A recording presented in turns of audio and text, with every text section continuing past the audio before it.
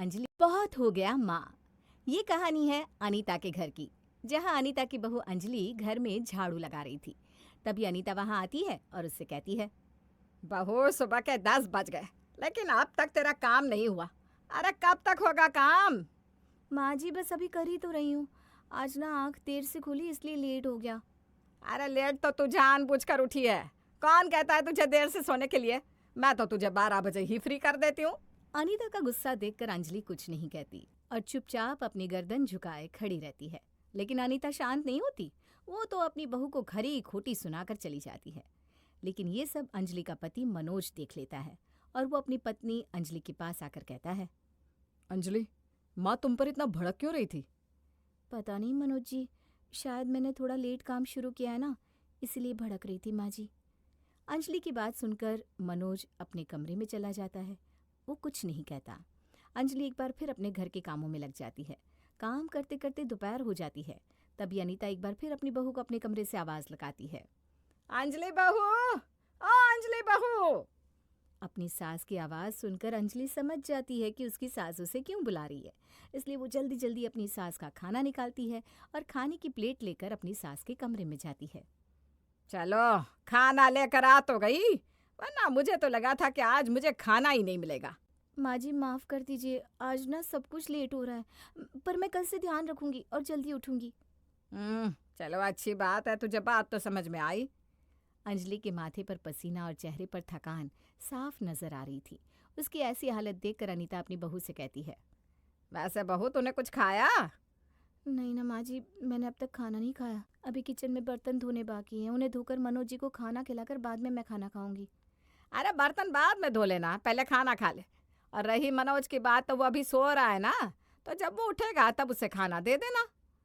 पर माँ जी वो सोए नहीं है। अंजलि आगे कुछ बोलती उससे पहले वहां मनोज आ जाता है। मनोज को देखकर एक बार फिर से अनीता अपने बर्ताव में बदलाव ले आती है और अपनी बहू को फटकारते हुए कहती है, हाँ तो ठीक है, जा जाकर अपने पति को खाना खिला। और जब तक सारे काम नहीं हो जाते तब तक तू खाना नहीं खाएगी, समझी? जी माँ जी। और सुन, काम करने के पहले सीधा मेरे कमरे में आ जाइयो। मेरे कमर में काफी दर्द हो रहा है, मालिश कर दे आकर। जी माँ जी। अब जी माँ जी करती रहेगी या फिर यहाँ से जाएगी भी? मेरे सर पर खड़ी है, सही से खाना भी नहीं खाने देती। अपनी सास की ऐसी कड़वी बातें सुनकर अंजलि अपनी आंखों में आंसू लिए वहां से जाने लगती है, पर दरवाजे पर अपने पति को देखकर थोड़ी देर रुक जाती है। अंजलि की आंखों से आंसू छलक जाते हैं।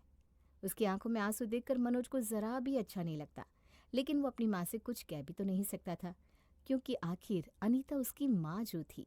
मनोज भी अपनी माँ से कुछ नहीं बोलता और चुपचाप वहां से चला जाता है। वहीं अब अंजलि बर्तन धोकर मनोज को खाना देती है और वहां से जाने लगती है। तभी मनोज उसका हाथ पकड़कर उसे रोक लेता है। अंजलि, और तुम भी मेरे साथ बैठकर खाना खाओ। नहीं मनोज जी, अभी माँ जी के पास जाकर उनको मसाज भी देनी है। आप खाना खा लीजिए, मैं बाद में खा लूंगी। लेकिन अंजलि, शाम होने वाली है। 1 घंटे के बाद मैं भी ऑफिस के लिए रेडी हो जाऊंगा। तुम खाना कब खाओगी? अरे तो क्या हो गया, मैं बाद में खा लूंगी ना माँ जी के साथ। पागल हो गई हो क्या? तुम्हारा टाइम टेबल खराब हो जाएगा, और अगर यही चलता रहा तो तुम बहुत जल्दी बीमार पड़ जाओगी। नहीं मनोज जी, कुछ नहीं होगा, आप यहाँ बैठकर आराम से खाना खाइए। मनोज उसको अपने साथ बैठकर खाने के लिए काफ़ी कहता है, लेकिन फिर भी अंजलि उसके साथ बैठकर खाना नहीं खाती और अपनी सास के कमरे में जाकर उसको मसाज देने लगती है। समय गुजरता है और गुजरते समय के साथ अंजलि अपने घर के कामों में काफ़ी उलझ जाती है। ऐसे ही एक दिन अंजलि अपने घर के काम कर रही थी। काम करने के दौरान ही उसका पैर फिसलता है और वो सीढ़ियों से नीचे गिर जाती है। अंजलि को काफ़ी चोट लगी थी। डॉक्टर अंजलि को आराम करने के लिए कहकर जाते हैं। अंजलि अपने कमरे में थी तो वहीं मनोज अपनी माँ अनीता के पास जाकर कहता है, माँ, मैं क्या कह रहा था कि अंजलि पूरा पूरा दिन घर में लगी रहती है। वो सही से खाना भी नहीं खाती, और आज देखो वो गिर भी गई। डॉक्टर ने उसे आराम करने के लिए कहा है, तो क्यों ना हम उसकी हेल्प के लिए एक नौकरानी रख लें। हाय दया, नौकरानी? अरे मनोज, तेरा दिमाग खराब हो गया है क्या? आज से पहले हमारे घर में कभी नौकरानी नहीं आई है, और तू अब नौकरानी लाने को कह रहा है?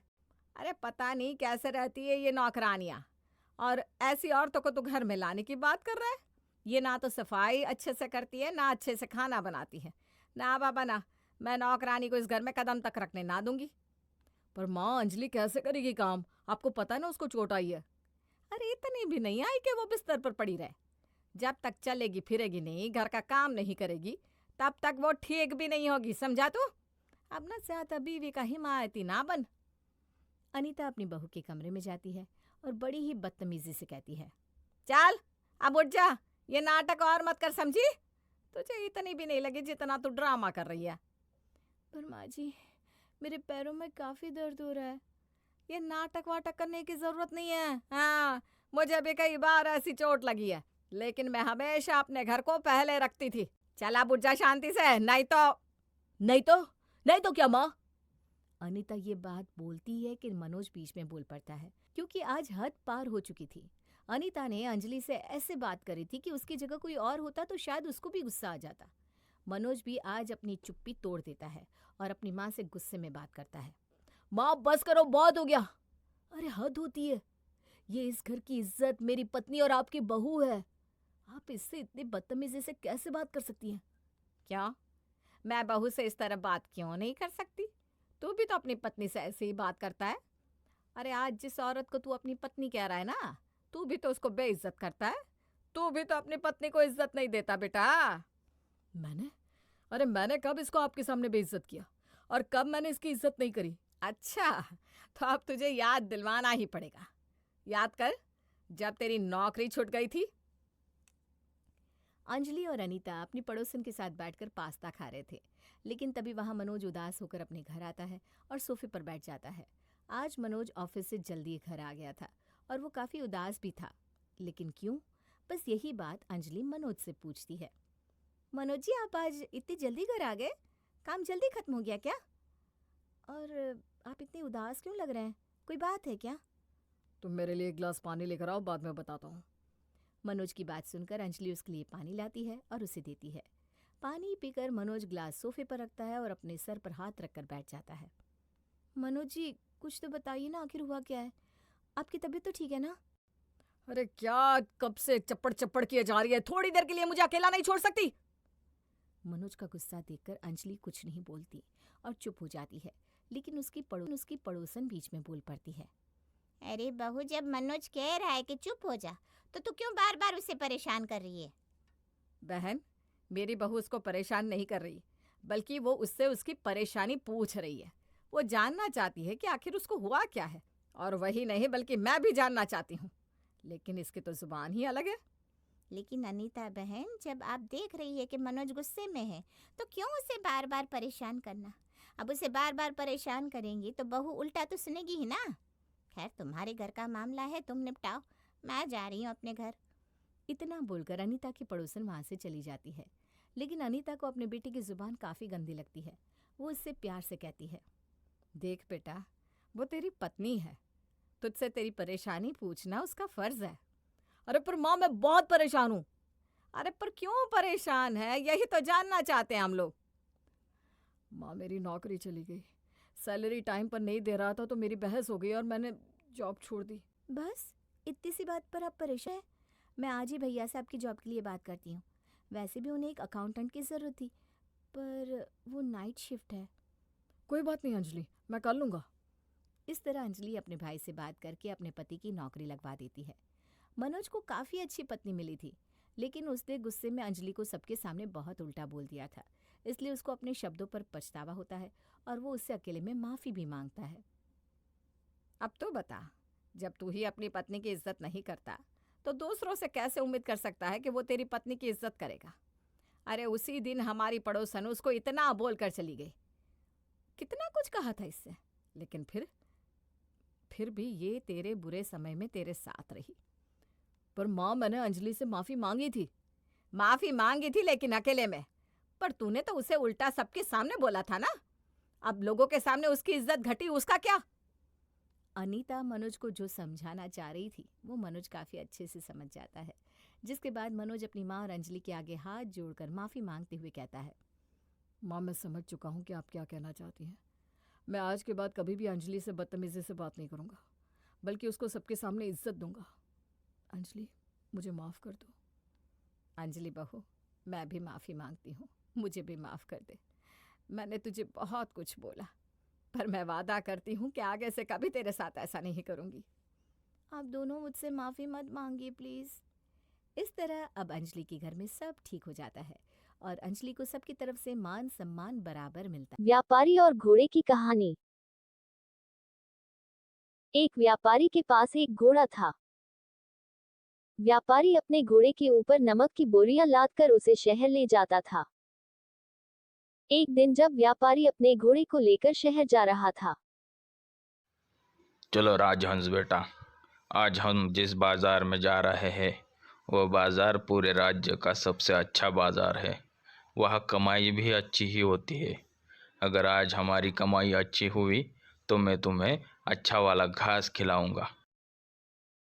थोड़ी देर में वह एक नदी के पास पहुंच गए। राजहंस, अपना पैर अच्छे से टिका के रखना। अगर तुम्हारा पैर जरा सा भी इधर उधर हुआ तो तुम गिर सकते हो। सावधानी से चलो। उन्होंने हिम्मत करके नदी पार करने का प्रयास किया। तब अचानक पैर फिसल जाने की वजह से घोड़ा नदी में गिर गया, जिसकी वजह से उसके पीठ पर लगा हुआ नमक पानी में गिरने के वजह से पानी में घुल गया और उसके शरीर पर लदा बोझ हल्का हो गया। इस बात को समझकर घोड़े ने अपने मन ही मन में सोचा, अरे ये क्या, पानी में गिरने से मेरा बोझ हल्का हो रहा है।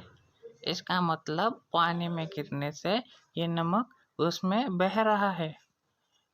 अगर हम इसी रास्ते से रोज आने लगे तो मैं रोज ऐसे ही तरकीब लगाकर पानी में गिर जाऊंगा और फिर मेरा कष्ट कम हो जाएगा। जिसके कारण घोड़ा रोज नदी में गिरने लगा ताकि उसके शरीर पर लगा हुआ बोझ कम हो जाए। कुछ दिन ऐसे ही बीत गए, फिर व्यापारी को घोड़े की चाल समझ आई।